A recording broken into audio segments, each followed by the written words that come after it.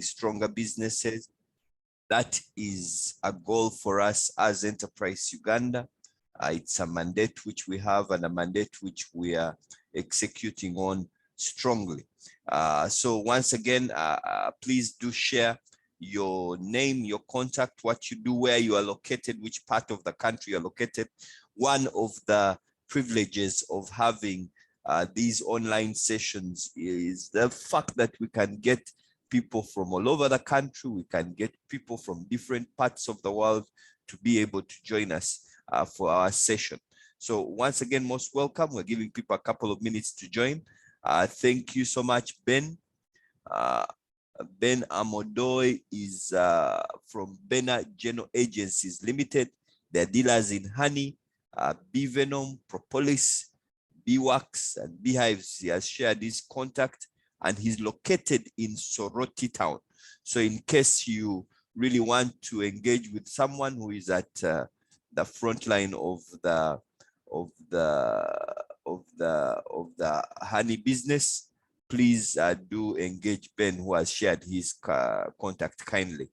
Once again, please do share what you do, your contact in the chat box as we wait for colleagues to join and we get into our session today.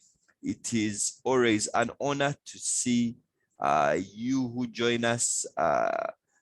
We have people who join almost every session. They're part of it. We are very excited and thank you so much for your commitment. Mr. Chigwe, Madam Kadama, we are very excited whenever we see you. James Babumba is another frequent member. David, thank you so much for being here. We are very, very happy to actually have you.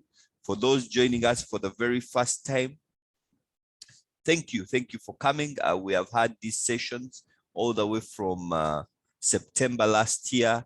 This should be about the 20th or 21st version of these recovery series. So thank you for joining us. They happen every Thursday at exactly 9 o'clock. They usually take 1.5 hours, and we just engage as business people to be able to get our businesses done, to get our businesses to grow. Geoffrey Ochen is from Lira. Geoffrey Ochen from Lira is into agribusiness. Geoffrey has also shared. So if you want someone to link you up with the agribusiness community in Lira, Godfrey Ochen is right here. You can inbox him. You can say hi to him. He's on the call. In case you're looking for someone in that space, Francis Philippa is the CEO of Golden Basket Limited. They're currently poultry, catfish, and agri-trading. She has also shared her contact. Please don't hesitate to reach out to her and really engage and get this going. We'll be beginning in the next couple of minutes. With us, we are privileged to have Mr. Charles Ocici, who is the Executive Director of Enterprise Uganda, who will be leading our session today. He should be plugging in the next few minutes. Please call a friend to join in. Also, we are live streaming on our Facebook page. So in case you have a colleague who is struggling to join the call, you can always advise them to be able to to get to the live streaming so that they can be able to plug in. James has shared. James is into solar fruit drying. James, if you are interested in how you can add value to fruits through solar drying, through drying the fruits, it's a big business. We do know a lot of fruits go to waste, but the fact that we have these technologies that can be able to help us, that's a game changer. And James is at the front line of that. Please do share your contact, share what you do. I've seen Alex here. Alex was the person who we hosted in our previous session. Alex, thank you so much for joining in. We are glad to have you. And thanks for the session last week. Actually, if you want to plug into Alex's session, it's available on our YouTube page. It's the session which we had last Thursday. So please do plug in. Don't you can be able to kind of engage and we keep moving. We have Margaret Nalwoga. Margaret is a CPA. CPAs are the people who are what we call a certified public accountants. In case you are having trouble with your books, in case you're having trouble with your finances, please reach out to Margaret. She's on the call. She has shared her contact in the chat room. Yeah, Francis Alemiga. Francis is the CEO of Youth Entrepreneurship Development Center, based in Arua. So we have someone from Arua, someone from Lira, someone from Soroti. Yes, they empower youth in Lira. He has shared his contact. Jackie, glad to see you. She's in the fashion industry, offering tailoring services and personalized garments. I think Jackie business should be good now that schools have reopened. I think there is a resurgence of that business, and we are very excited that you're here and for the business that you are doing. Please do keep. We will be starting in the next couple of minutes. We usually allow a few minutes just to introduce ourselves. Joshua, thank you for your introduction. Joshua, you didn't tell us what you do. Please don't hesitate to tell us what you do, Joshua Mayanja. We are very glad to have you here. Amani Albert. Amani is the CEO of Happy Times Investments. Amani, thank you for that introduction. Amani, you can also tell us what Happy Times Investments does in case someone is looking for your services. They can be able to connect today. We have shared our Twitter handle.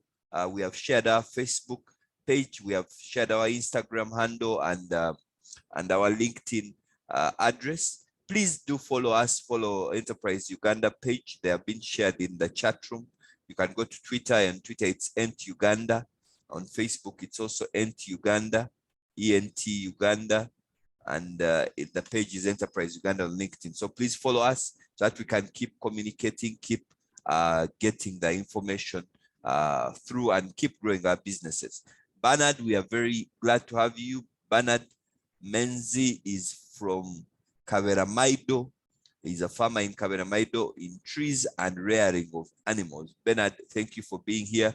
As I mentioned, we have the beauty of the online sessions is the fact that we can be able to meet from different parts of the country. We can be able to engage from different parts of the country. We need to so just keep introducing yourselves as we prepare to start, and we can be able to get there.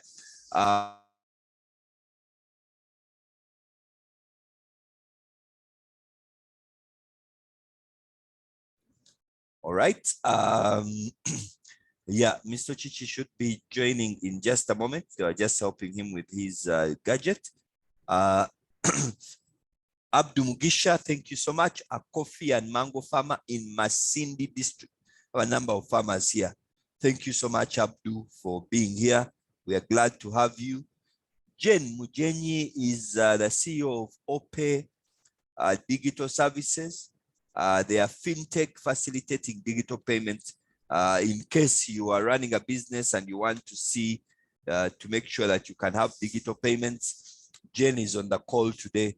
Please take time and engage with her. Edmond Kalende is from Vast Investment Limited, offering printing, packaging, and branding services. Edmond, thank you so much for being here. We have Alex from Nile Hotel Ginger, top quality hotel in Buikwe and Ginger. Alex, we are very, very excited to have you. Thank you so much for joining us. Alex, I think I was under the impression that you are also in Namave, so you could advise if that is still you. I think I've seen a brand, your brand in Namave also, so I don't know whether that's the same place. Yes, Joshua is a hospital administrator, at Yesu Akwagala. Rosemary is here. Rosemary, thank you so much for joining us. Yes, we have a Moses Ogwal, who is a rabbit farmer, agribusiness training center, and based in Lira. Moses, we are very excited to have you. Amani, yes, Amani is in Kikuwe district. Happy Investments is into manufacturing of, yeah, I think Amani, we may be looking for you quite a bit, given what the cost of soap is nowadays. We are looking for alternatives. But Amani is based in Kikuwe. Edmund is a vet practitioner and poultry farmer in Mukono. Edmund, no, that's Emmanuel Opio. Emmanuel Opio. Moses Emoru is, oh, Moses, we are very, very excited to have you from BDO, an advisory firm. Moses, thank you so much for being here. And Mr. Abdallah, glad to see you again. Tuning in from Arua. Abdallah is one of the people who is usually on the calls also. Great. So we are going to get into our day, and today we are discussing something which by and large is on the lips of all of us as entrepreneurs, all of us as households. It has been a pretty difficult time that businesses have experienced, and it has also been a time of a kind of unprecedented challenges. You will remember that actually, even when we started the recovery series, we started them just towards the end of last year as a way of responding to the challenges that had been brought about by the pandemic on the many businesses, and some businesses were really struggling.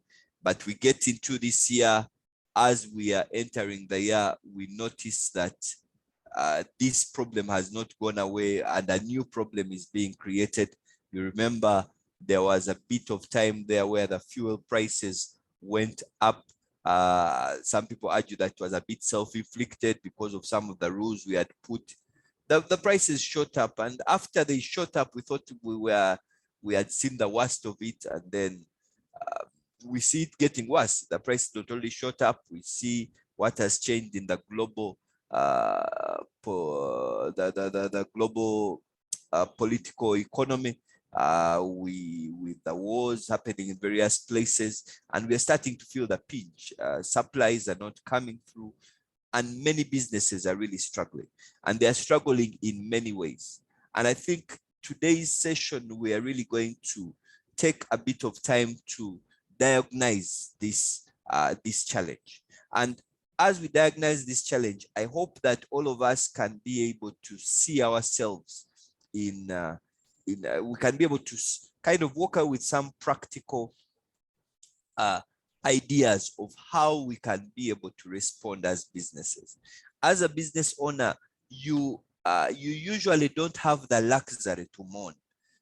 Because everyone is looking up to you. Your employers are looking up to you. Your suppliers are looking up to you. Rather, your employees are looking up to you. Your suppliers are looking up to you. Your customers are looking up to you. And as a business owner, even amidst the environment that we are in, you are actually called upon to lead. You are called upon to kind of meet these challenges and be able to overcome them. It is this is the reason why we are having this session.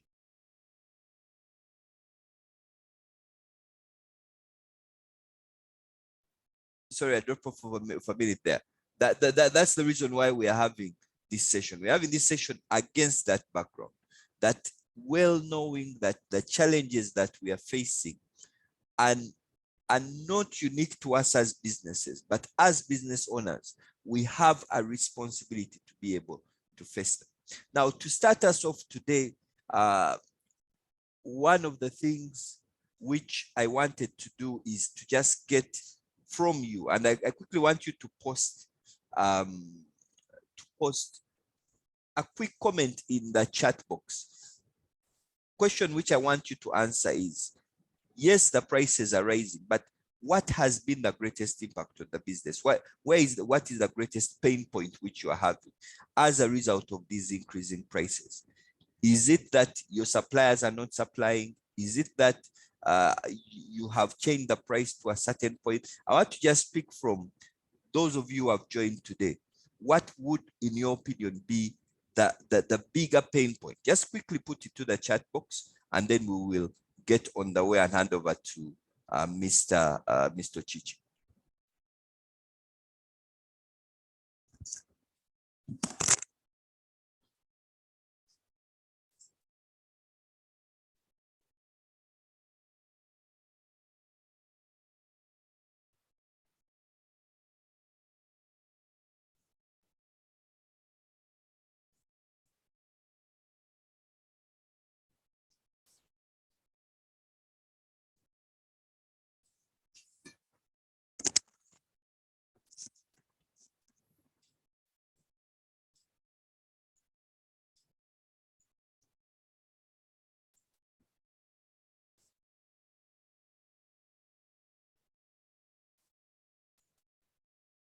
All right. Great. Thank you, Ben. Ben is saying that my challenge has been there have been low or no sales. That's how this is manifesting for Ben. I want to just get a couple of comments just before I hand over to Mr. Ocici, who is with us right now. Just quickly, what is the clear pain point in your business? Yeah. Ruth is saying my challenge has been low sales.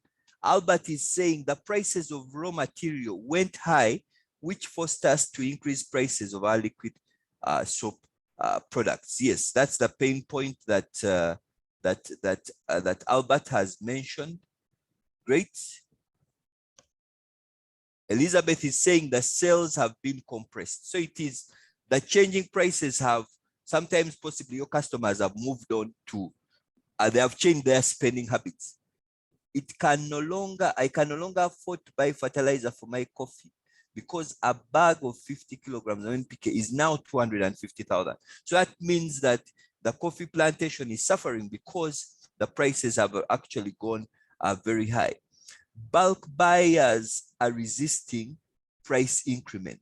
So James is saying that the customer is saying, I'm not taking the heat for this. You give me at the price you used to give me, yet you working backwards has become difficult. Susan is saying very big challenge in poultry as prices of raw materials have gone up and egg prices are going down. Now that's how the challenge is manifesting for Susan. Millie is saying the staff demand too much money, even where the work is the same. That's what Millie is saying. The staff are demanding too much money. Francis Philippa is saying my challenge is increasing prices affecting production and low selling price, giving no return. So your profitability has been wiped out. Dennis is saying the cost of raw materials is too high. Sales are down since customers do not take on our items as priorities. That means that customers have said, you know what you're selling is no longer my priority. I am focusing on food or other things which I basically need. Prices are increasing. No increase in audit fees. Yes, Naroga is a service provider, but you go to the customer and the customer is not increasing his fees, yet the prices are actually going up. High transport costs for both workers and myself. That is from Madame Christina Kadama. She says suppliers have hiked their prices. If you're in a business where transportation is very key, that has become very challenging. Great. So we want Mr. Ocici, welcome to the session. We are excited to have you. We have just been debating what these high prices means specifically to our businesses. And people are saying that the prices of their items are not changing. The sales have actually been compressed. They see that the customers are not coming back. The customers are not taking a change in the price, and they are seeing that it's not happening, and that's a big problem in itself. We are also seeing an increment of some staff members. The costs of transporting those staff members is high. So businesses are feeling the impact of this in various ways. So at this point, I will invite Mr. Ocici to lead us through this session and really to highlight how do we respond to the high prices that we are facing? How as businesses should we respond? And as he discusses, I hope that we can be able to find some of the answers to the many questions that we have as businesses, and not just to those questions, but also to be able to say, how can we be able to move on from here to cause a recovery in our businesses? Mr. Ocici, over to you. Right. Thank you so much, Ronald. And I have a short presentation which I want to share. All right, please do.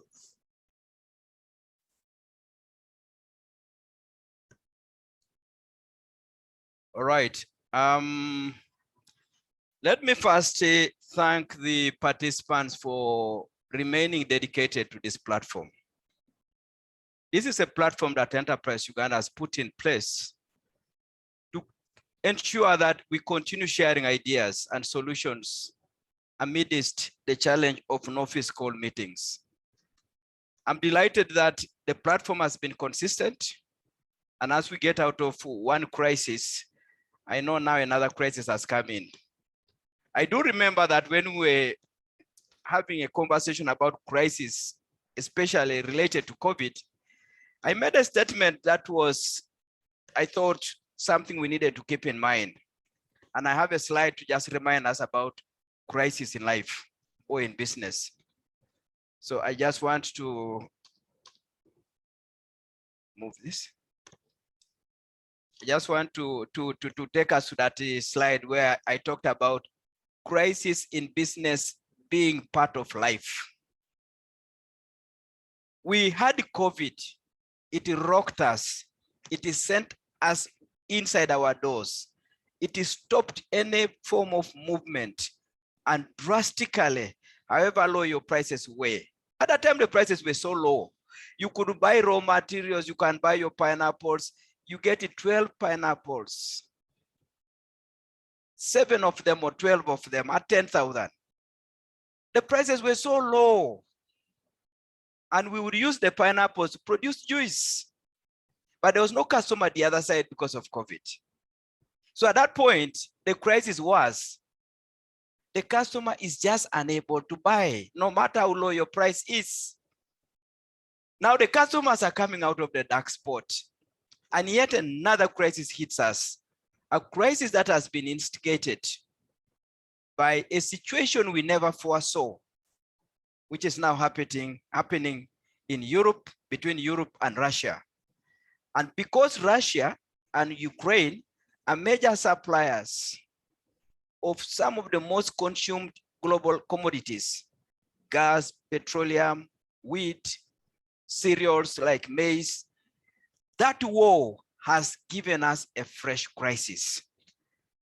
So I need just to recap something about crisis in business. In other words, crises are part of life. You need to get used. And when they do happen, they are characterized by emergency. Right now, your customers are saying, please, you are too expensive. We are not going to pay that kind of a price. The person you want to supply items who has been taking your commodity, your products and services, is saying, no, continue to serve me from the other kind of pricing. It's a disaster. It's a panic point. It's a feeling of inadequacy. And I did remind all of us that when crises hit, they don't respect history.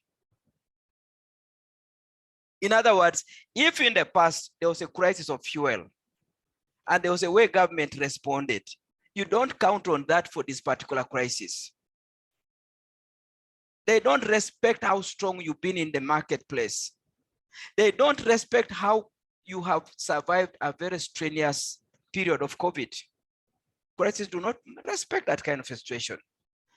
But I also wanted to have us to remember that crises manifest themselves from so many angles. And this reminder is important because when the high prices disappear, which they will, other angles that provide avenues for crisis to emerge will continue to hit you and I have summarized them here. Worldwide cost crisis, like the one we are going in now, instigated by the war in Ukraine and Russia. Regional crisis, like the one we had when our eggs and milk could not go to Kenya, and that thing is not fully resolved. National crisis, like the one when we had the cattle from Western Uganda not allowed to get to Kampala, and yet you must feed the cow, you must milk the cow, but the country is saying, please do not bring the milk from Western Uganda to the market. We can also have sectoral crises that are just affecting a specific sector. We had the issue of the hotelier, education sector, specifically hardest hit in the course of the global bigger crisis.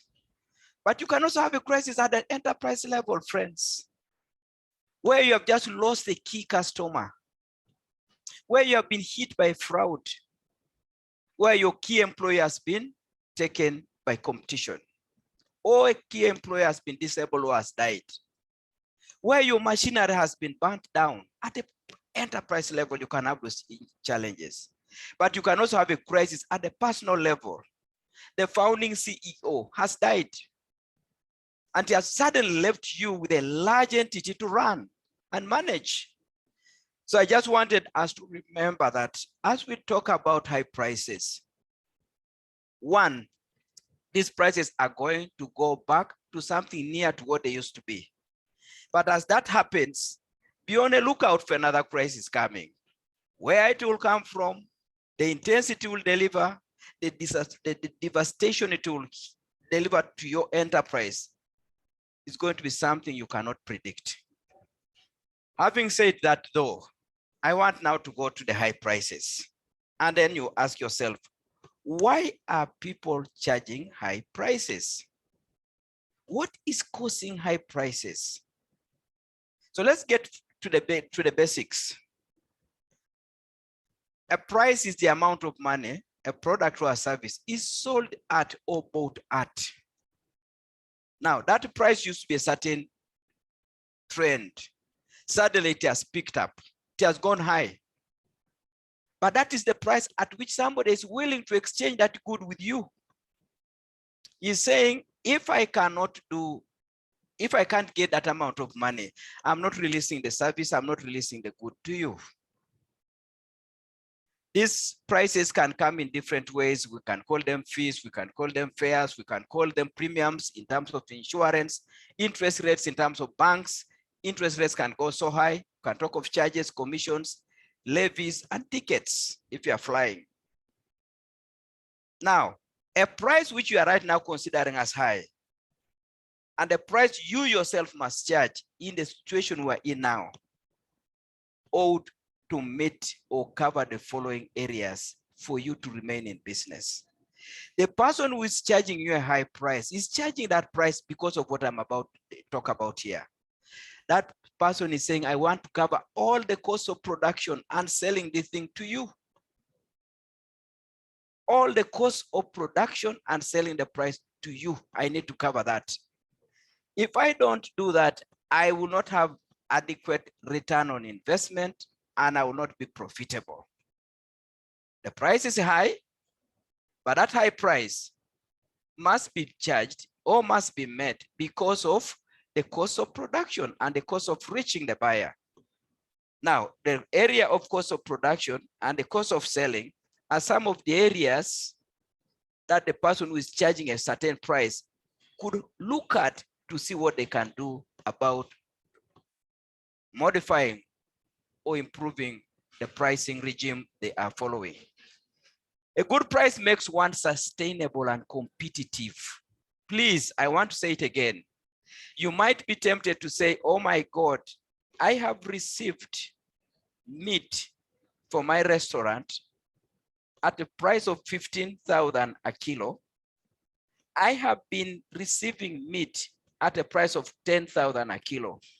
I'm tempted to try and stick with the previous price I was charging for a plate of food, especially when somebody is asking for a menu with beef.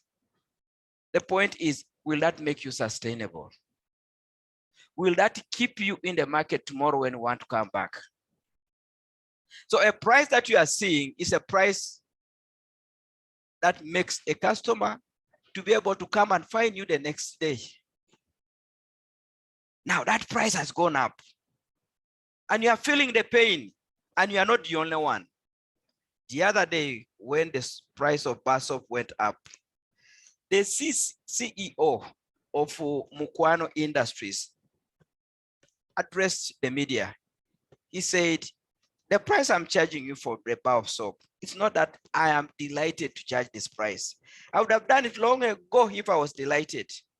But I'm now charging it because the source of raw materials for making soap, that raw material has gone up. Now, if I'm to continue bringing bar soap to the market, I must cover that raw material price. I must continue to pay my staff. I must continue to pay power and all the other people who are supporting the production of soap. If I said, no, let me charge a lower price, but then avoid paying for power, Umeme will come and say, Mukwano, you have not paid for power and we're disconnecting you. If you say, now let me charge a lower price because my employees need to be paid, given its salary. Again, there's an aspect in that angle as well. If you concentrated on trying to say, I want to avoid paying my employees so that I charge a lower price, who will produce the bar soap? So, any price that you charge must at the minimum make you break even. And I want that concept to come out. Because even when you are seeing the so-called high price, if that person gave you the degree of expenses and the margin they're enjoying, most likely the margin is still 12%, or even it has gone to 9%. But as they go to 9%, they have still had to increase the price, but their margin, the profit they are getting is lower than the 12% they used to enjoy. So I want you to recognize that as you face the crisis of high prices, never try to do a pricing that makes you operate below break-even point. Just a minute to explain that concept well. A break-even point is that point where you cover all expenses.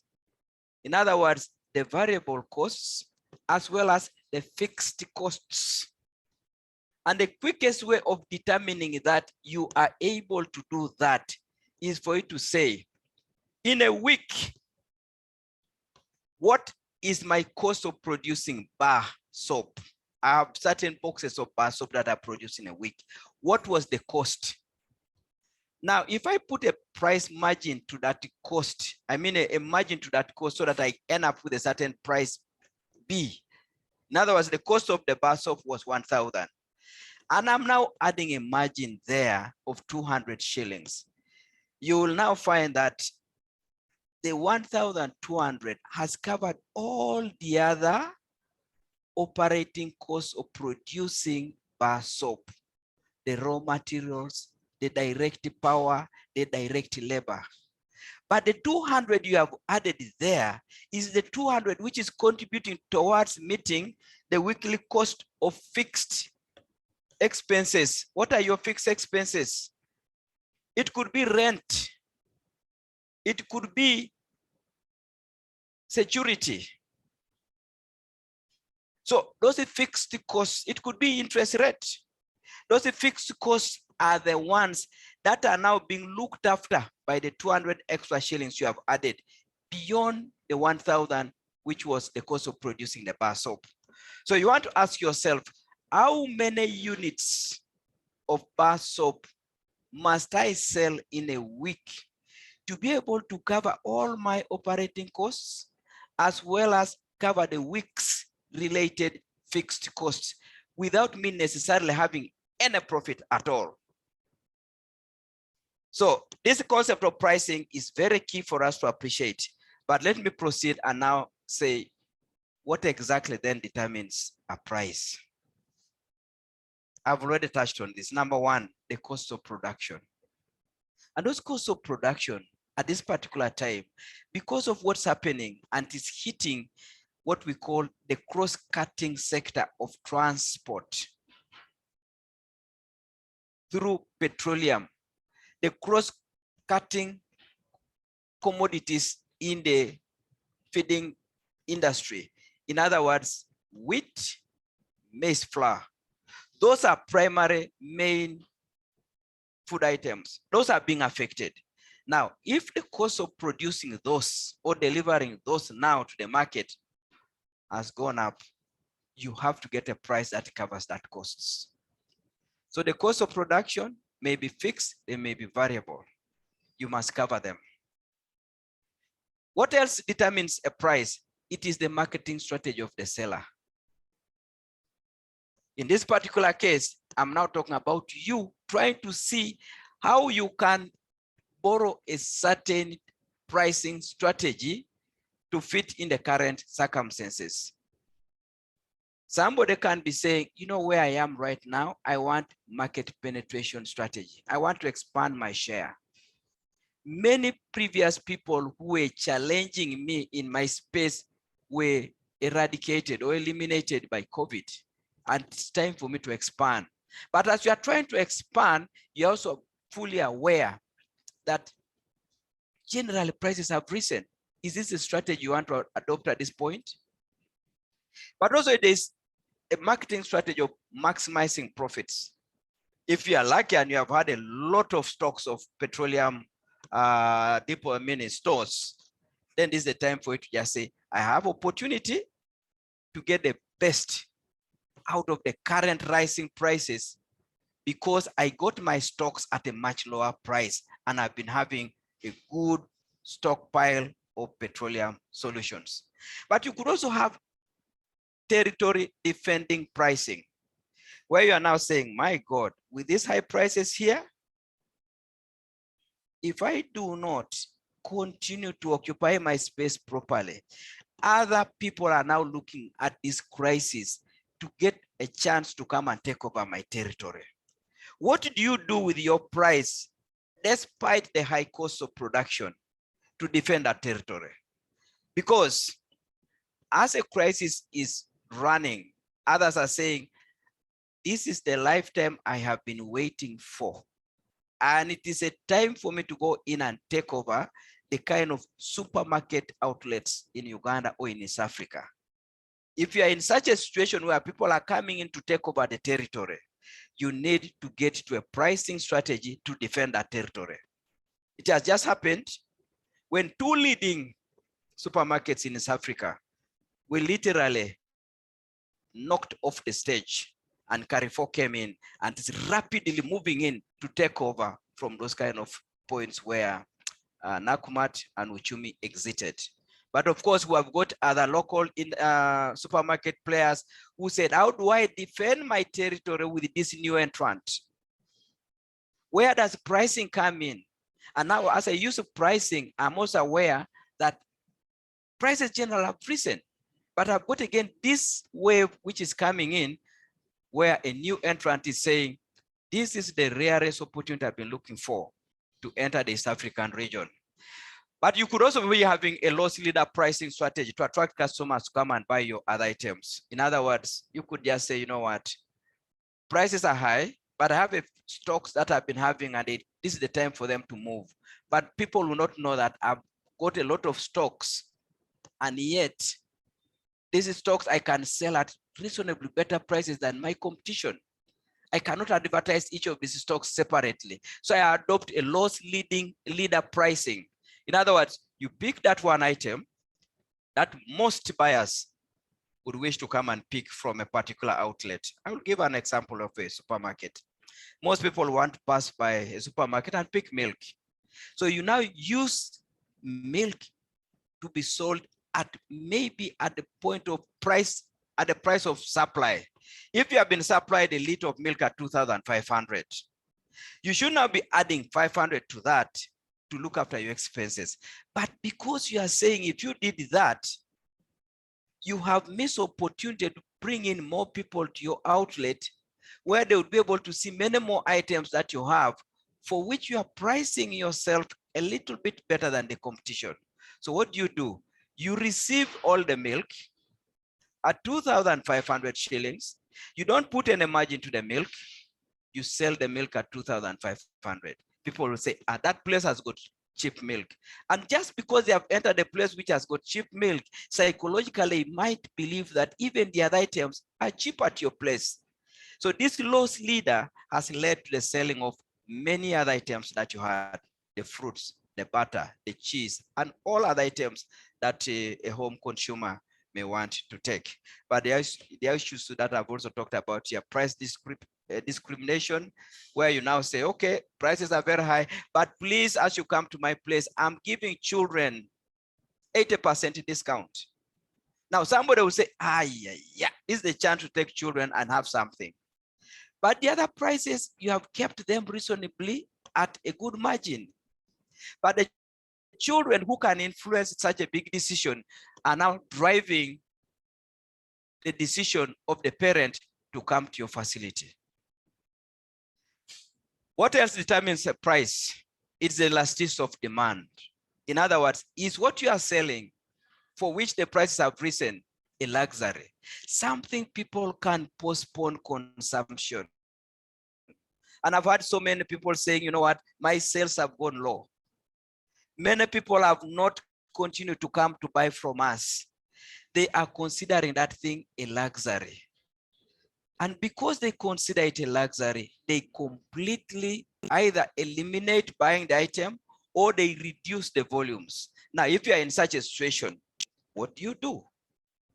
I've always told people, if somebody treats bread as a luxury for breakfast and they want to go now to cassava, what do? You tell the people who are supplying bread, you supply me a kilo of bread. Can you now supply me half a kilo? Can you also bring for me buns so that these people continue to eat bread instead of completely abandoning my bread and going over to cassava?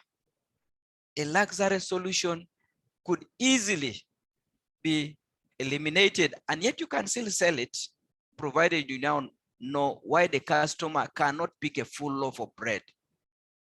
They can take a half loaf of bread and then spread that one across a particular period of time and it will not go bad. But if you have got this huge kilo of bread, which must be eaten quickly before it gets bad, then the option is, let's now eliminate a loaf completely and let's go for some cassava.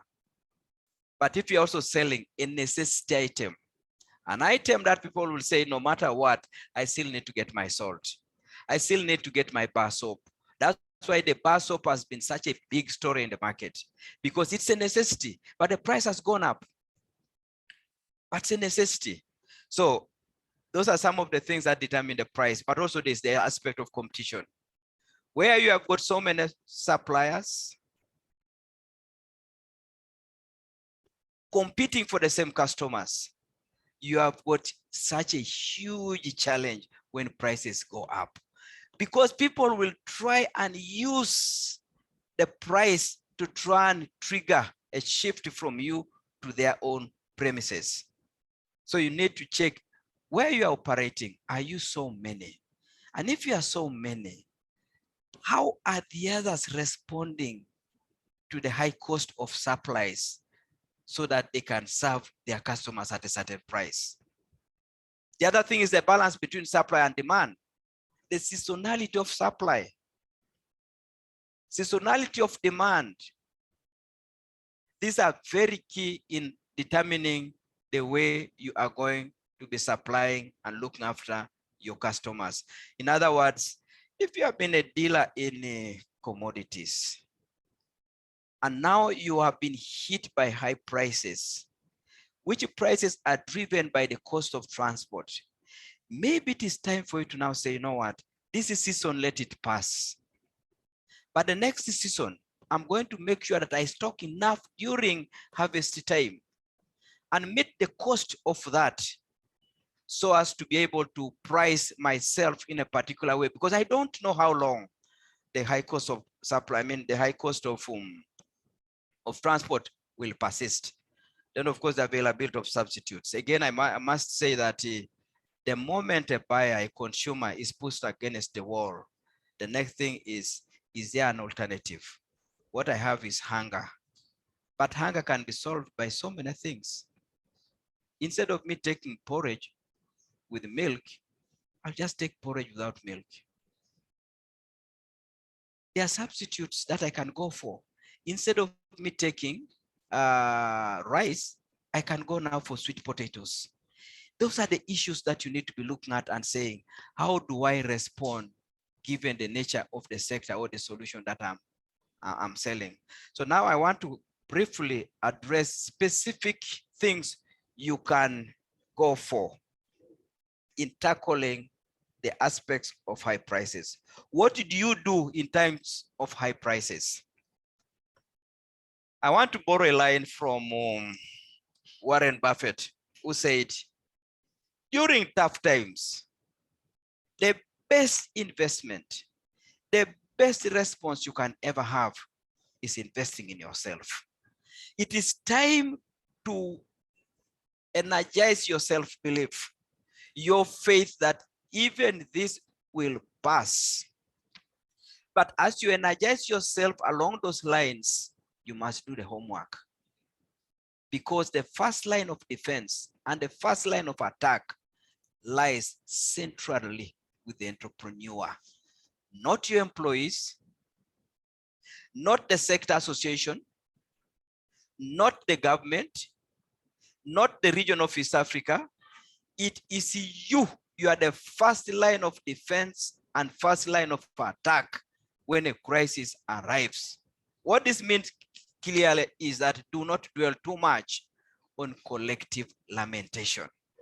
Wake up in the morning, listen to the news, see what the social media is talking about the crisis, but quickly relieve yourself of that dark environment and begin to ask yourself, what is it within my control that I can do today, that I can do this week amidst this dark crisis? As people are saying, can we talk to government? As your sector leaders are saying, can we talk to government? Bless them, call them, encourage them. But as soon as that call is over, fold your sleeves and begin to attend to those issues that are within your control and start to move those levers. Identify all the costs associated with what you are selling, variable and fixed. Whereas the variable may be affected so much by what's happening in Ukraine and Russia, maybe the fixed, you can have a conversation.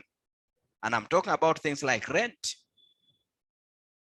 Many landlords are having issues with having a good tenant. This is the time to have a conversation and say, you know what, this is a low point for all of us. I want to be here. Can we discuss something to do with moderating the rent during this period? But the first thing is, have you identified all your costs? Or you're just getting up and saying, oh no, things are very expensive. Have you checked how many of your different raw material lines are experiencing losses? How many of your own different raw material lines are experiencing pilferage and expiry in the store? This is the time for you to go in and address that fat and eliminate it. Project that analysis for a day, for a week, for a month, for a year. Believe me, by the time you actually begin to see things normalizing, this habit that you'll have acquired as a result of a wave of high prices will keep you in good state when things normalize. And you will be the person that will be picking opportunities from the areas where others did not have personal attention on what they could do, as opposed to waiting for the global major national solutions. Monitor actuals consistently. You are projecting these variables. Now, as you go through the week, check whether your projections were correct. The month, check whether they were correct. The year, what are the actuals? Analysis of records gives you kind of knowledge you need to take the necessary actions. And when you do take those actions, you begin to build the skills muscles that you need to remain in the space where you are occupying. Don't forget to calculate the break-even point, a point at which no loss and no profit happens, but you are able to survive. If you can make sure that during this tough time, you are at least at a break-even point, my brother, my sister, you will swim across this. And when you do swim across this, you will be able to look back and say, what an opportunity, what a good moment for me now to recoup what I lost when I was having no profit and no losses, because I acquired certain skills, certain knowledge, which now I can deploy when things have improved. And for that to happen, you need to address efficiency aspects of operations. What route of funding are you relying on? This is the moment for you to know that suppliers should become part of family, part of your everyday conversation. People that you associate with closely, and you are not just associating with them closely for the sake of getting supplies, but also to extract knowledge they are having as they supply other competitors of yours, and they pass that knowledge to you. But if at this point you are having high prices, the margins you are enjoying are so small, they reduced it from 12% now to 3% or 4%. Those are the margins you are having, but you are continuing to finance your working capital using commercial credit. This is a tough time. Commercial capital instead is also beginning to go up. Why? The banks are saying we're incurring losses because many people are not paying us. So instead of the interest rates going down, they are going up, and you are funding your operations using a loan of not just 20%, but 28%. But your margins have collapsed. Check your funding. This is the time to check on the technology that you are using. To what extent is the technology you are using improving your efficiency, improving elimination of losses, improving HR productivity? To what extent have you deployed the human resource in such a way that there's nothing so much now about distinct departments, but people who are working as teams and saying, wow, sales the other side are falling down, we have a lot of stocks, can we quickly all participate in boosting sales? And people are no longer so rigid about ranks and titles. These are the kind of things that a situation like this will impose on you, and you'll go away a much more strengthened, leaner, and strong entity post the crisis. But it's also time to advise you that please halt any major project developments. Or if you are going to continue with those project developments, can you answer the question about where the funding is coming from? If it is internally generated, continue with the project. If it is now telling you, please get a loan, borrow, expose yourself to borrowing, this is the moment to hold back. Why?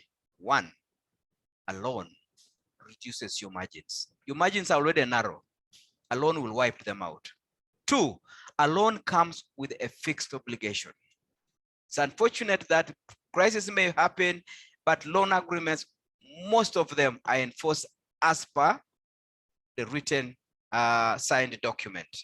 You can have a conversation with your bankers, no problem. That should be for something that came in earlier. But if it's something you are taking on now, I would greatly caution you against it.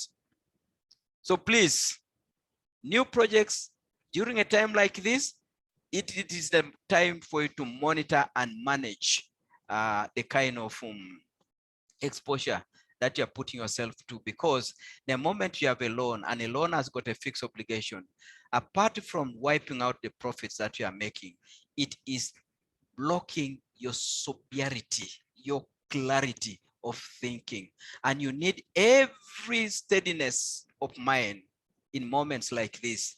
You shouldn't be worried about the next reminder on interest or an installment. If you're having those things at this point, because you might be saying, but Ocici, for me it is too late. I'm already in the game and I'm already caught in it.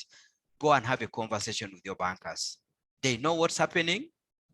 And the more honest you turn up and have a candid discussion with them, and especially when the history of your repayment and servicing of the loan has been very good, they will be so glad to have that chat with you over a cup of tea, because they know the customer they are dealing with and they know the kind of history you have always enjoyed with them. What else can you do in times like this? Offer value for money. Offer value for money. You might be saying, but then that's now counterintuitive, because my profits are so small and Ocici again asking me to add value for money. Surely, aren't you now getting me to be out of picture? It looks irrational. It is not. Value for money does not necessarily always mean cash outlay. But also value for money could come from you by just educating your clients about what's going on. First of all, you are not the only one seeing the crisis. The buyer is seeing it. You are a customer to somebody who supplied you goods. And that person also is a customer to another person who supplied those items. So you are all in the chain, where one person is a customer to the other one, then a customer to the other, then a customer to the other one. So please, for you to offer value for money, my friend, you need to know your customer. Are they having fixed salaries as before? Are their salaries now erratic? Is this customer the kind of a customer who, because of where they are located, they might say, you know what, we cannot continue with that solution? Know your customer. Those characteristics, their preferences, their age bracket, their gender, location, income levels. Know them. Wake up in the morning and put on their shoes. Don't just call them customers. Put on their shoes. You have a school. Put on the shoes of a parent. You've got a restaurant. Put on the shoes of a person who is coming to the restaurant and is hungry. And then the moment you put on those shoes and lenses and you start a conversation with them, and then you educate them on why you have modified the solutions in a particular direction, they will be the first to say, you are great. You mean well for us. In other words, I don't want you to focus so much on increasing your price, because, or even trying to see, you know, this is a time for me to try to outcompete people using pricing.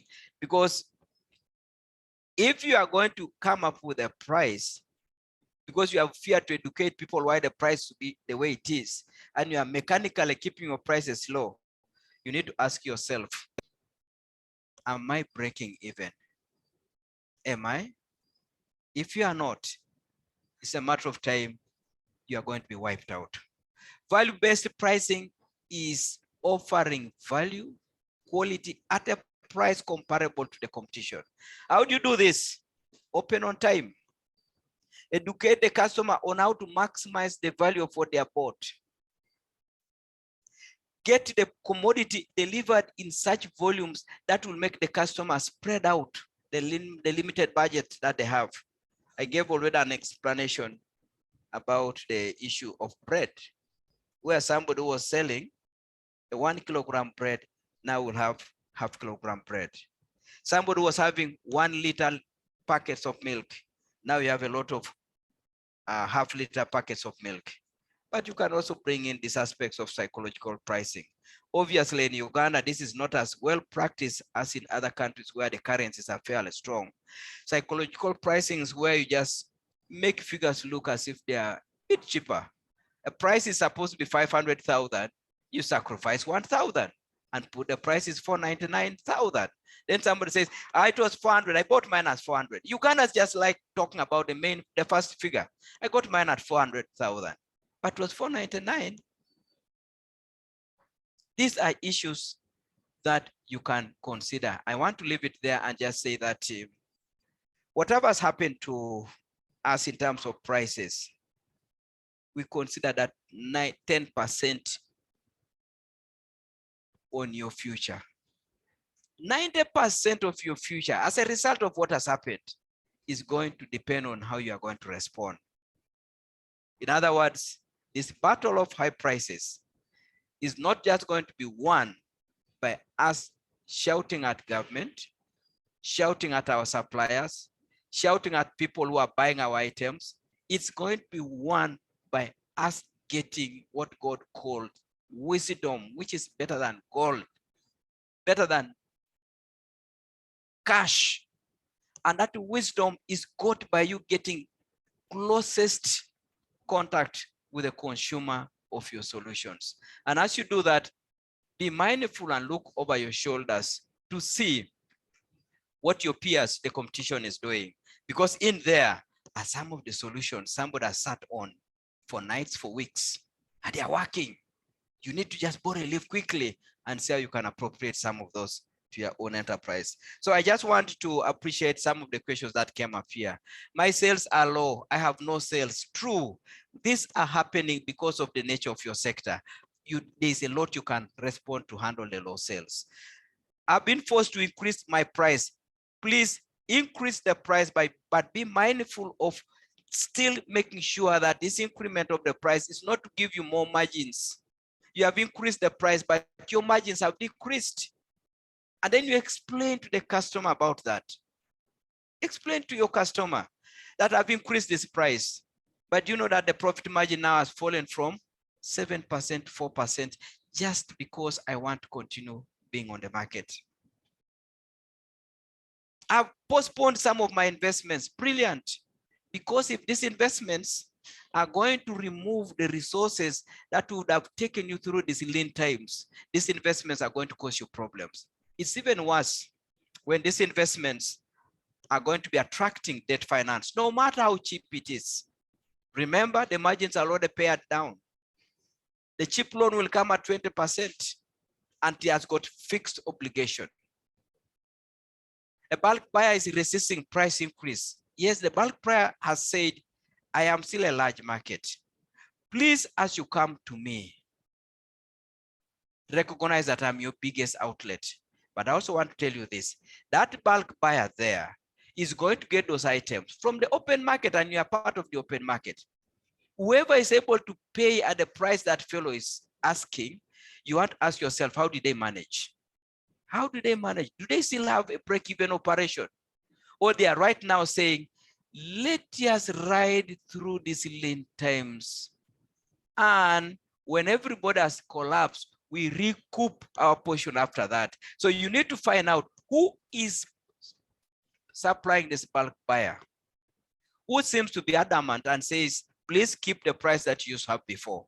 Who is supplying him? And quickly find out what that strategy is. Remember, I talked about some of those strategies earlier on. What you call territory defending pricing. Somebody is simply saying, I want to remain with this bulk buyer, and I'm going to supply at this price. And when the situation has gone out of the picture and the other people have all fallen out, I'm going to enjoy and recoup. Are you able to go for that strategy? If you can't go back for that strategy, reconsider who else can buy your items, because that's not the only outlet you may have to think about. Then somebody is saying prices are going down, yet my costs are rising. Well, if prices are going down, you need to now ask yourself, where are those fellows who are selling at falling prices, getting their supplies, their raw materials, their inputs to enable them sell at a lower price? Because if the issue is somebody is dodging taxes, that's the time for you to now say, no, no, no, no. A whistle should be blown to make sure that a level playground is for all of us. My profitability has been wiped out. True. For how long can you stand with this wiped out profitability? If it's going to be something you cannot tolerate for so long, there's no harm going slow on something that can erode your capital. We fear public image. We fear people's comments. But if the situation is telling you that, you know what, this is the time for me to let all my staff for now be at home. We cannot manage to have you the way we used to have you. Please go ahead and make the tough decision. Why? Your own employees are seeing what's happening. Your own employees know where their salaries and their remunerations are coming from. The client has prioritized the needs. The needs have changed. I talked about this already. Yes, if the client has prioritized his needs, you don't just look at that at a distance, have a conversation with a fellow. Talk with the teachers who have been taking your items, and they are now saying, we no longer want fish in the menu for the school. And they are now saying, no, we can now go for something cheaper, which is available around. Maybe now they are putting a little bit of mukene in the beans, and the mukene maybe is a little bit cheaper than the whole fish.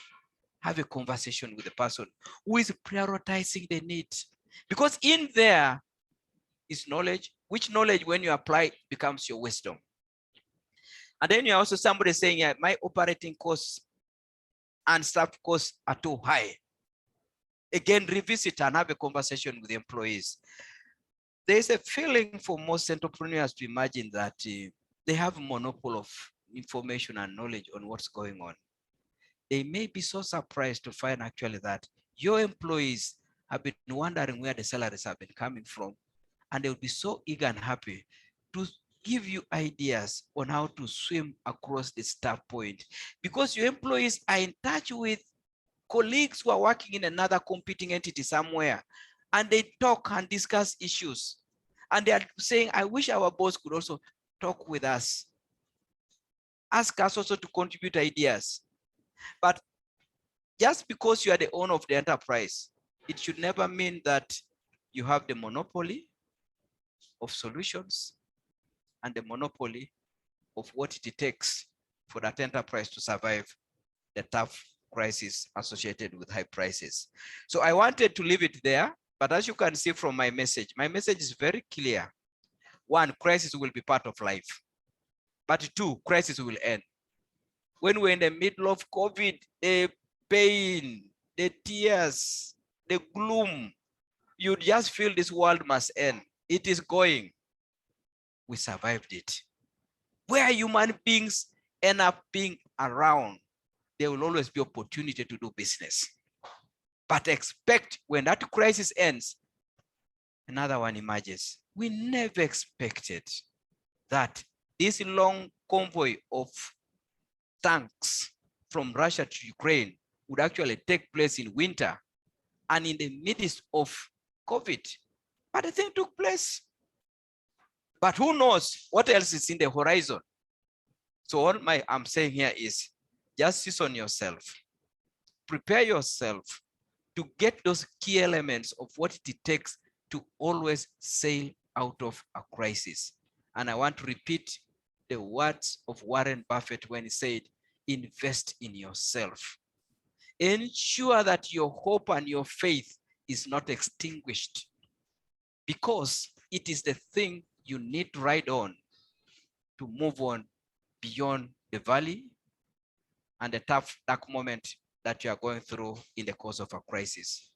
I want to receive any more reactions, and we shall be happy to proceed accordingly. Thank you so much. All right. Thanks a lot, Mr. Ocici, for that submission. You have pointed us to who we need to be dealing with. It appears the crisis is always going to be with us. As we complete one seems to be beginning, and we are not sure which ones are coming, but you have said the person we should focus on is us as the entrepreneur. That is where the effort should go, so that we make the changes that need to be made. Thanks a lot for the comments that have come through. We have about 10 or so minutes for questions. I will request, if you want to ask a question, you could put up your hand. I'll give you a chance to say something. You can also put the question in the chat box so that we can be able to pick it up. We have a couple which Mr. Ocici has already answered. They have come through. Emmanuel, I've seen your hand. You will have an opportunity to go first. I don't know if there are any other hands. I wanted to get them so that I give people an opportunity. Emma, you can unmute and ask your question, please.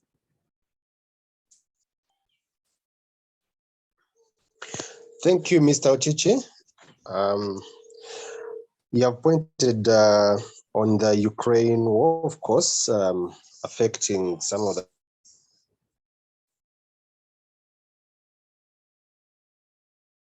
prices and we don't know where it's going to head. I just want you to standards approach this so-called parish model. How relevant do you think it is? And do you think it will, what are the opportunities around there? And do you think it's really going to work, or it's going to be just like any other government program? Yes, I'm hoping that it's not a wrong time to ask political questions, but I know they also guide policy and business is affected. Thank you so much. Great. Thank you, Emmanuel. Emmanuel asks about the parish model. James Ngavirano, please, you can go. Thank you, Ronald, and thank you, Enterprise Uganda. James Ngavirano. I'm in two events, higher space, and most of our prices have been fixed for a very long time. So when you try to increase the prices depending on the situation prevailing, customers are very sensitive. So how can you convince them in terms of fixed products but with variable environment? Thank you. Great. Thanks a lot, James. James says, I have been renting out a chair at 500. How do I make it 700? The customer said the thing forever has been at 500. How do we deal with that? Esther, over to you.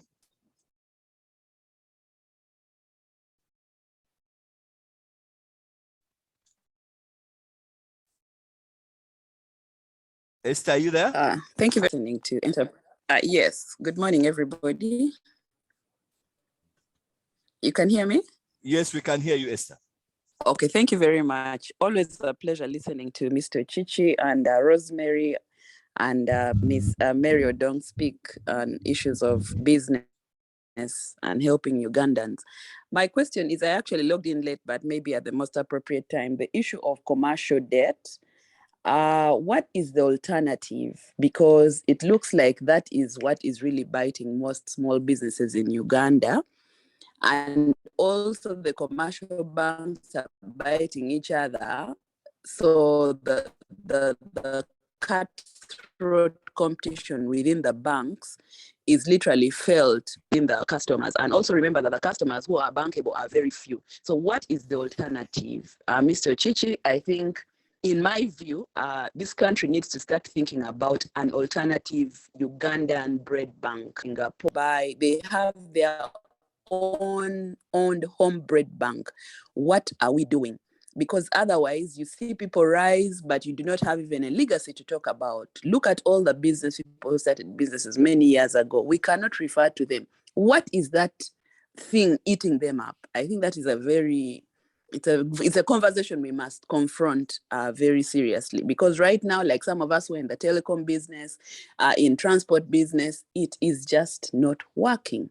So what is the alternative in your view? Thank you very much for allowing me to speak. Thanks a lot, Esther. We will take Ruth and then Ronald. Thank you very much. This is Ruth, Natavi Ruth, CEO in Go Towards and Adventures. Mine is very short. I'd like Mr. Ocici to share the contact on the chat. Then questions will be later when I meet you. Thank you, Ruth. I'll have that. Please, Junior, you can just share the contact of Mr. Ocici's contact in a message. Ronald. Thank you, namesake, and thank you, Mr. Ocici, for the very good presentation. I have a little comment to make in light of the rising prices, especially from the perspective of us, the consumers. I think that it's the time when we need to have an open and honest discussion, especially with people around us, like the family, the children, so that as a coping mechanism, we have an open discussion about the fact that the money, what money can buy right now in terms of goods and services has actually lost in value, and therefore certain things are going to be adjusted in the way we feed, in the lifestyle of the family, so that we can be able to cope through these rather hard times.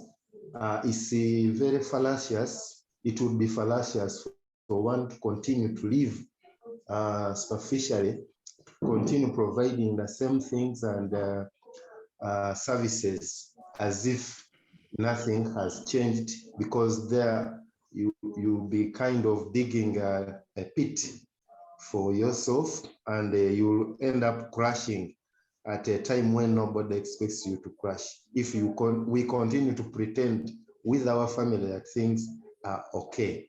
Thank you, Ronald.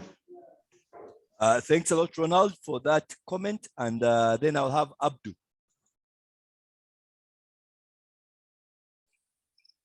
Thank you, moderator, and thank you, Mr. Ocici, for the comprehensive presentation. Mugisha Abdu, coffee and mango farmer from Masindi. Just want to make a comment in regard to the impact of these high prices to the farming community. I want to say that as farmers, we should be able to embrace the increasing prices, especially on the food sector.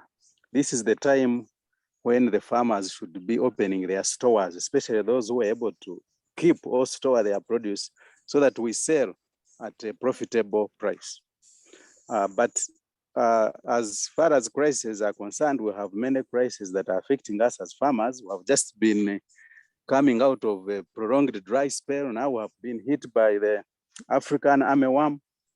So the advice to the farmers is that we need to probably take on agricultural insurance so that we can be able to insure against some of these crises, especially the diseases, the pests, the long dry spells, so that somehow we are able to recover when these crises hit us. Thank you very much for the presentation. Thanks a lot, Mr. Abdu, for those submissions. Mr. Ocici, I'll hand back to you and you address those ones. I don't know if we have seen what is, yeah, I think Mr. Ocici, you can go and address those, then we see if we have time for just one more round.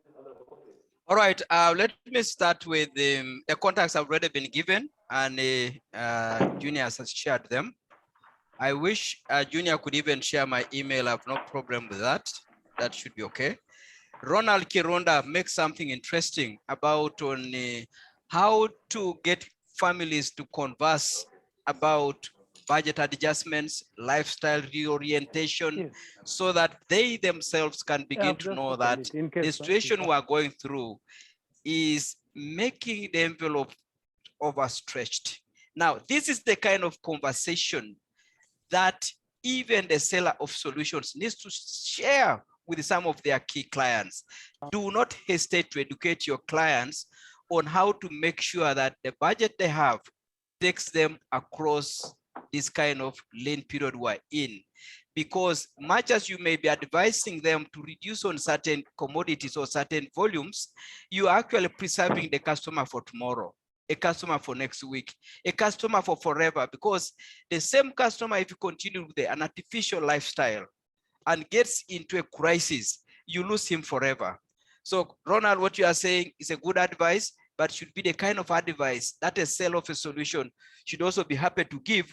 It may look counterintuitive to encourage your customers to manage their budgets. A person who has been taking 2 kilos of goat meat is now taking 1.5 kilos of cow meat, which is cheaper. Please don't take it as something bad. You're actually assisting to preserve your future market. Abdul brings issues that are interesting. In other words, he's saying, for farmers, this is the time to maximize profits.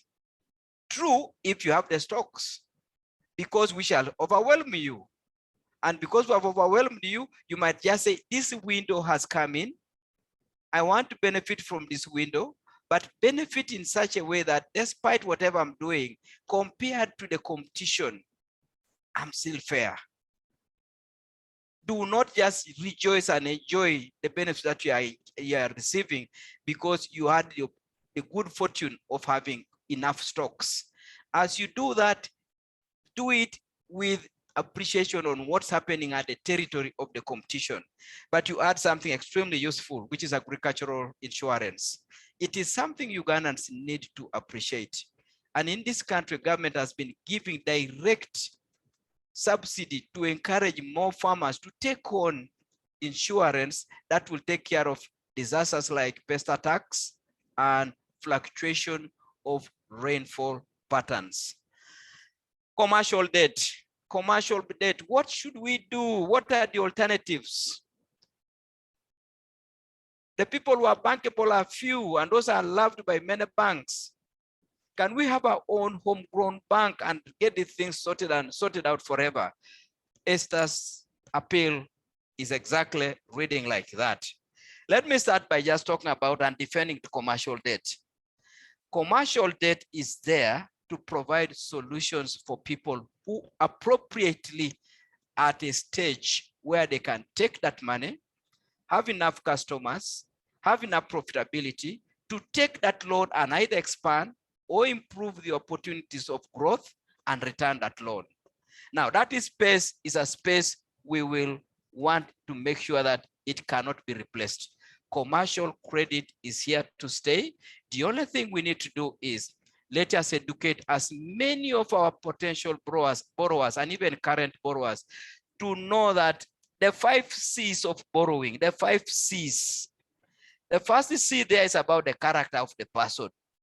If you are going to borrow and you are not honest about the purpose of that loan, how you are going to utilize that loan, how the loan will generate certain profitability, and you have deceived at that point, there is no remedy, whether it's a church-owned bank, like a Centenary Bank, whether it is a bank owned by locals and international investors like DFCU, there is no remedy that can sort out character flaws, because there's no thermometer to confirm that what I'm reading and what this person is saying in the business plan is actually correct.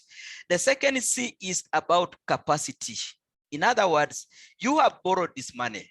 Do you have the ability to execute the loan that is, the investment associated with this money? Have you got your own other resources that you are going to put in there so that you limit the debt equity ratio? Because it is extremely reckless to go for an investment of 10 million shillings and the debt component is 10 million shillings, like the way we're trying to do with some of these public programs. The entire investment is debt finance. It is a miracle for you to be surviving on that kind of a situation. But then capacity also relates to your own entrepreneurial experience. To what extent do you have that kind of expertise? Or are you willing to hire and acquire expertise necessary to make that investment work? But the third C, which is so key, is cash flow. You have taken a bank loan. You are putting assumptions on how the revenues will come in. You are putting assumptions about the utilization capacity of the investment you have, be it factory, be it machinery. Are those assumptions correct? Are the pricing rates that you have put there correct? Are the assumptions related with the way you utilize the money accurate? Or in there, you have not put in how you will actually be diverting the resources as the sales take place from the funded enterprise? The cash flow, I want to look at the cash flow you submitted to the bank and the assumptions that were informing that cash flow. If those assumptions are valid, why are you not able to pay the interest and the loan that is associated with that cash flow? So I bring these aspects because my sister Esther raises very interesting things. She says, let's start our own bank. We had our own bank, it was cooperative bank. It was the cooperators who couldn't pay the loans and the bank went down. We can restart another cooperative bank. But if we do not educate our borrowers, and I want to say educate them because many borrowers go to the bank not with intention to defraud. They go there with good intentions, but they want to appear people of good garments. I want to go to the bank, get this loan and sort out my problem with Stanbic, sort out my problem with the bank B. But the loan you are putting to another bank A is assuming you're expanding operations. Now, that person thinks he's bright, that person thinks he's honest, and wants to get himself to sleep for a moment from the bank loan, which is getting out of hand. So cash flow, cash flow. If I see anybody who has failed to pay loan, please ring Ocici at 0772 699 808. And my conversation will start from the cash flow. Once it is having issues in there, we will now look at the remedies you can go for. Obviously, the other C is the conditions of the market or the sector where you are in. If that sector is suffering issues to do with the Kenyan outlet for our milk, you're in trouble. No amount of goodwill and prayers will rescue you if your market is Kenya, because the market has simply closed, but the loan is running. The last part is the security, and that should be the last you should be talking about. As you go to the bank, don't go carrying a land title thinking, here is a good land title, give me the loan. Start with the other C's. Now, I want to say it again. It's okay for us to start our banks. And Centenary was started as a rural credit institution. Today, it is a mega institution in the top 5. It's owned by Catholic Church. Initially, they were quite lenient, saying, this is our bank, this is our bank. Since then, they have said any borrower who goes to the bank must be able to fulfill credit evaluation criteria so that we don't give you the loan that it kills you off. We rather deny you the loan and you grow at a lower pace than give you the loan that wipes you out of the market space. Our own women started Women Entrepreneurship Financial Trust. Today it is Trust Bank. It was started by our own women. But again, if you checked what cost bad loan portfolio, it is these same things we are talking about, the 5 C's. Don't get me wrong. The borrowers must be assisted to be credible to go and take money from the banks. You can start a circle, and you have seen many circles that have been started by brothers, neighbors, churchmates.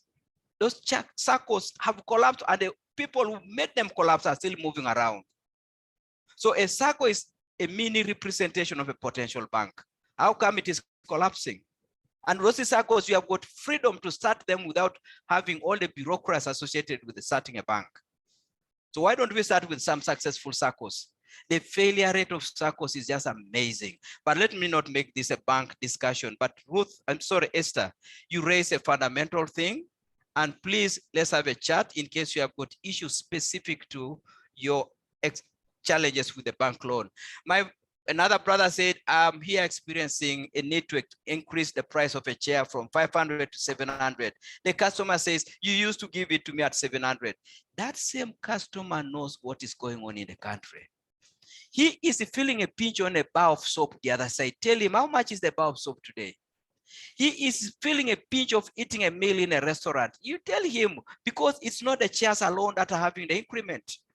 This thing is right now hitting the entire nation. And almost virtual all solutions.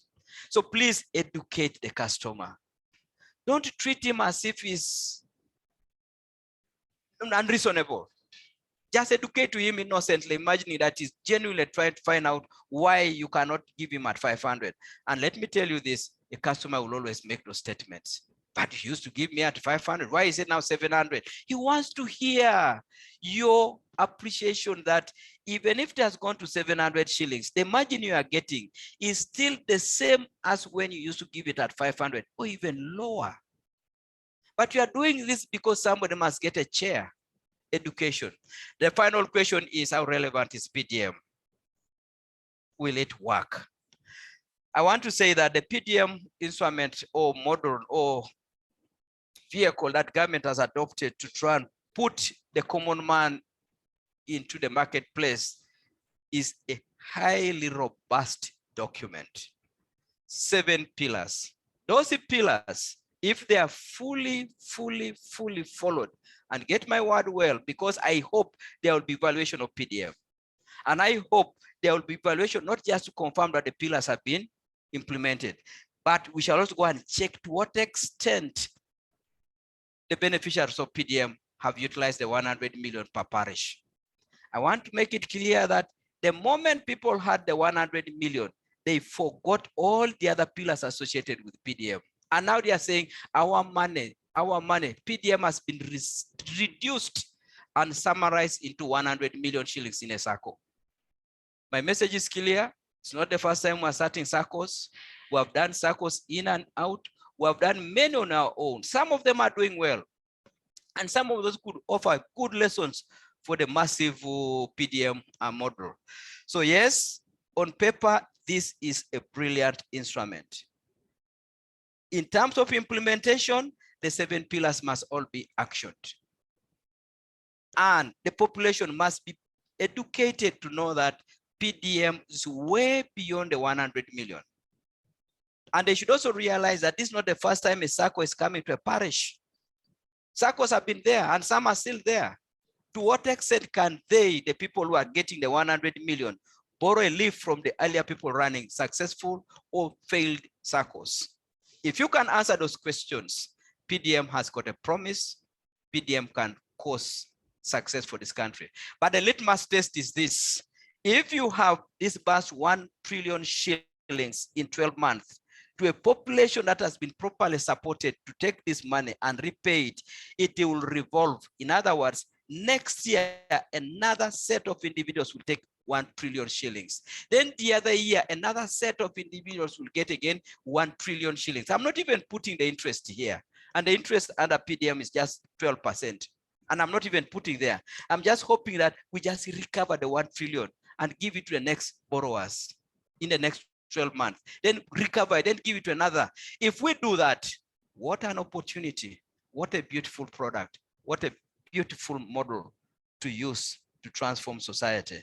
But as it is its way, the message is 7 pillars must all be functional and evaluation must be an attendant aspect of ensuring PDM succeeds. Thank you so much for these questions. Thanks a lot, Mr. Ocici, for those submissions. Our time has run out. It's after past. I apologize for running through by a few minutes. But I want to say a big thank you to all who have joined us for the session today. We usually end at about 10:30. The sessions are every Friday, rather every Thursday at 9 o'clock. We encourage you, if you're part of the call, possibly registered, give us your email, your contact, so that we can be able to get you into the network. Once again, I request that you follow. I'm going to ask Junior to repost our social media handles on Facebook, on Twitter, on Instagram, on LinkedIn, so that you can be able to follow us there for more information. I think the submission today has clearly painted a picture of the role which the entrepreneur has in this. Unfortunately, the entrepreneur can't be waiting for help. The entrepreneur has the responsibility to create an environment so that the employees, the suppliers, the customers can be able to get value. That's your role as an entrepreneur. At Enterprise Uganda, we talk about the personal entrepreneurial competencies, what we call the PECs, which are the behaviors of you, the entrepreneur. Those behaviors you have to manifest, especially in times like this, in times of crisis. Behaviors like persistence, behaviors like information seeking. Those are behaviors you need to be able to do. And I think as Mr. Ocici submitted, he clearly painted a picture that we need to make sure that those behaviors continue. Once again, please do get in touch with us if you have any questions. We have programs which are ongoing. We have the best program which focuses on people who want to be able to start. We have the ETW, which is the entrepreneurship training workshop, where we talk about the PECs. Please do reach out. I'm going to ask Martha, if you are on, please just post our phone number and possibly your phone number so that people can be able to reach out in case you want to have more engagement. Mr. Ocici also has an hour every morning where he meets clients. Usually it's early in the morning. He has posted his contact. Please walk into the office. Yeah, please just repost Mr. Ocici's contact, but walk into office. And if you want to have a one-on-one with Mr. Ocici or any of us, there are a couple of colleagues who are on the call, George, Rosemary, Mary, myself, Andrew, the number of colleagues who are on this call. Noah isn't on, but you can also reach out to him. So if you just want to have that conversation, one of the things is that I think Mr. Ocici's first slide clearly showed that the challenges are different for all of us. Some are dealing with the loss of a business leader. Some are dealing with unfair practices by a competitor. Some are dealing with the global issues we are dealing with. But we need to make sure that we deal with them. At Enterprise Uganda, we believe that keeping that business running is the most patriotic thing you can do, so that those employees can be able to get their salary, so that those suppliers can be able to get a customer, so that they can be happy customers. That's the transformation that we believe. Martha has posted our number. You can reach out on that number if you want to call the office. Once again, a big thank you. We'll meet again next Thursday. We'll keep the meeting open for a couple of minutes. If you want to engage, in our usual tradition, please tell us your name, the business which you do, and you may be able to get a customer. I think, Emmanuel, there's someone who was asking about insurance. Make sure that you follow them up on that. There are a couple of insurers here, there are accountants here, there are business development experts here, there are entrepreneurs who are going through the journey you are going through. Please don't hesitate to reach out to them. Once again, let's keep pushing the businesses, let's keep growing, and thanks so much for being with us today. Have a lovely week. Thank you, Ronald, and thank you, everybody.